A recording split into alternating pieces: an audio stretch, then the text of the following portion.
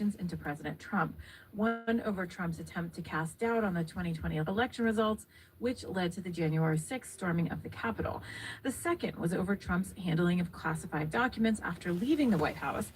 The Department of Justice dropped both these cases once Trump was elected again in 2024. And many Republicans have continued to put forth a counter-narrative around the events of January 6th.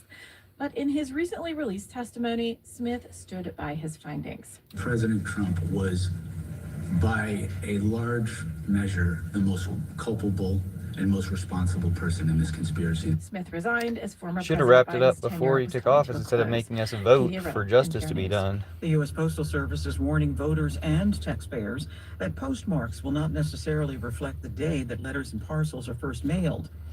As NPR's Windsor Johnston reports, the new system could affect whether bills, ballots, and tax returns are considered on time. USPS says the official date stamped on mail reflects when it's processed by a sorting machine, not when the Postal Service first receives it. Just That doing the means news. letters and payments could be postmarked a day or more after they're sent, depending on pickup and sorting schedules.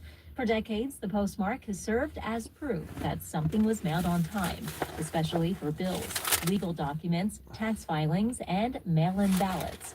Postal officials say the new language is intended to improve public understanding of postmarks, but critics warn it could create problems, leading to late fees, missed deadlines, and confusion, especially in communities that rely heavily on traditional mail. Windsor Johnston, NPR News. President Trump's expanded travel ban took effect today. As NPR's Michelle Kellerman reports from Tel Aviv, many Palestinians will no longer be able to get a U.S. visa. The State Department says it will reject visas for anyone using travel documents issued or endorsed by the Palestinian Authority. There are some narrow exceptions, according to a fact sheet posted online. Valid visas issued before 2026 will remain valid, and some Palestinian diplomats and athletes may be exempted. Liberal Jewish organizations in the U.S. have been urging the Trump administration to reverse a move that they say will delegitimize the Palestinian Authority and undermine diplomacy.